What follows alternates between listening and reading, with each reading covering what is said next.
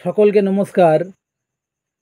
আমি যখন একটি বৃক্ষচ্ছেদন প্রায়শ্চিত্তর ভিডিও করেছিলাম, তখন একজন পণ্ডিত মহাশয়, আমার প্রণম্য, তিনি জানতে চেয়েছেন প্রজাপত্য ব্রত এবং চান্দ্রায়ণ ব্রত কাকে বলে।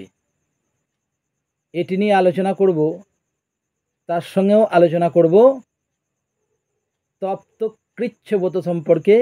একেবারেই সহজে যে আলোচনা সেটি করব। তথাপি বলে রাখি, আপনারা অবশ্যই চ্যানেলটি সাবস্ক্রাইব করবেন, নোটিফিকেশান অল করে দেবেন এই রকম সুন্দর শাস্ত্রাদির ভিডিও পাওয়ার জন্য, এবং লাইক করবেন, কমেন্টের মাধ্যমে আপনারা জানাবেন আপনাদের জিজ্ঞাস্য, এবং শেয়ার করবেন। আসুন আমরা আলোচনা করি এই প্রজাপত্য ব্রত সম্পর্কে। প্রথমেই আসি প্রজাপত্য ব্রত সম্পর্কে। প্রজাপত্য ব্রত সম্পর্কে যেটি বলা হয়েছে একবারে সহজ কথায়, সেটি বলা হচ্ছে এই ব্রতটি করতে গেলে 12 দিন লাগে, অর্থাৎ 12 দিনের এটি ব্রত। দ্বাদশ অর্থাৎ 12 দিনের ব্রত। প্রথম 3 দিন প্রাতঃকালে একবার মাত্র আহার, অর্থাৎ প্রথম 3 দিন সকালবেলা একবার মাত্র আহার করতে পারবেন।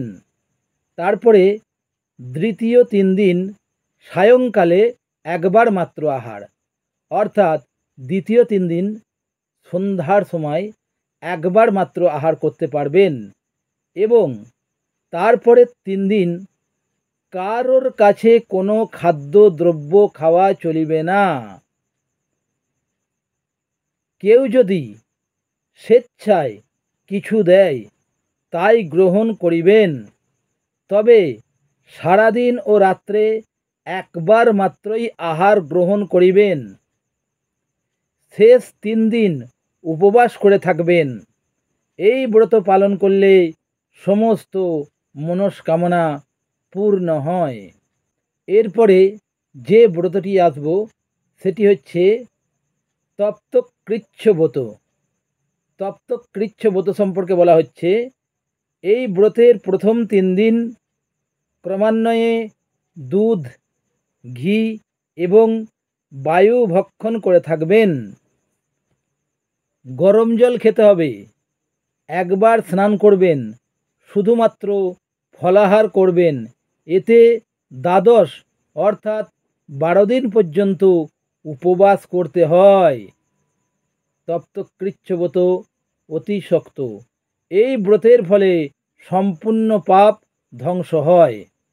এরপর যেটি আসব সেটি চান্দ্রায়ণ ব্রত সম্পর্কিত। চান্দ্রায়ণ ব্রত সম্পর্কে যেটি বলা হচ্ছে একৈকং হ্রাসয়েৎ পিণ্ডং কৃষ্ণে শুক্লে চ বর্ধয়েৎ উপস্পৃশং স্ত্রী যবনমেত চন্দ্রায়ণং স্মিতম। অর্থাৎ কৃষ্ণে পক্ষে ক্রমশ প্রত্যেক তিথিতে এক একটি করিয়া গ্রাস কমাইবে, আর শুক্লপক্ষে ক্রমশ প্রত্যেক তিথিতে এক একটি করিয়া গ্রাস বাড়াইবে। অর্থাৎ কৃষ্ণপক্ষ যখন আসবে তখন আপনাকে একটা একটা করে গ্রাস কমাতে হবে, আর শুক্লপক্ষ যখন আসবে তখন একটা একটা করে গ্রাস বাড়াতে হবে। এটি হচ্ছে চান্দ্রায়ণ ব্রতর মূল উদ্দেশ্য। আর 3 বেলা করে স্নান করার কথা বলা হয়েছে এই চান্দ্রায়ণ ব্রত। এই চান্দ্রায়ণ ব্রত কি আবার 4টি ভাগে ভাগ করা হচ্ছে। সেই 4টি ভাগ সম্পর্কে বলা হচ্ছে পিপীলিকা মধ্য একটি ভাগ, জব মধ্য একটি ভাগ, জ্যোতি চান্দ্রায়ণ একটি ভাগ এবং শিশু চান্দ্রায়ণ একটি ভাগ। সব থেকে এই চান্দ্রায়ণ ব্রতের একটি সুন্দর তথ্য যেটি আছে সেটি এইরূপ: যখন প্রায়শ্চিত্তের কোনো বিধান পাওয়া যায় না তখন কেবল চান্দ্রায়ণ ব্রত প্রায়শ্চিত্ত করলেই হয়। এটি রয়েছে উক্ত গরুড় পুরাণে। সেখানে বলা হচ্ছে যে যে পাপে কোনো প্রায়শ্চিত্ত নির্দিষ্ট নাই, তাদৃশ সকল পাপই চান্দ্রায়ণ দ্বারা শুদ্ধি হইবে। আর যিনি কেবল ধর্মের জন্য চান্দ্রায়ণ করেন তিনি চন্দ্রের সালোক্য প্রাপ্ত হন। চন্দ্রের সঙ্গে সংস্পর্শ বলেই ইহার নাম চান্দ্রায়ণ, সূর্যের সঙ্গে কিন্তু নয়, চন্দ্রের সঙ্গে সংস্পর্শ, ওই জন্য ইহার নাম হচ্ছে চান্দ্রায়ণ। যথা এই সম্পর্কে গরুড়ে যেটি বলছে সেই শ্লোকটি বলা হচ্ছে, অনাদিষ্টে তু সর্বেষু শুদ্ধি চান্দ্রায়ণেন চ ধর্মার্থী যশ্চ হৃদেতং চন্দ্র সৈতি শ্লোকোতম।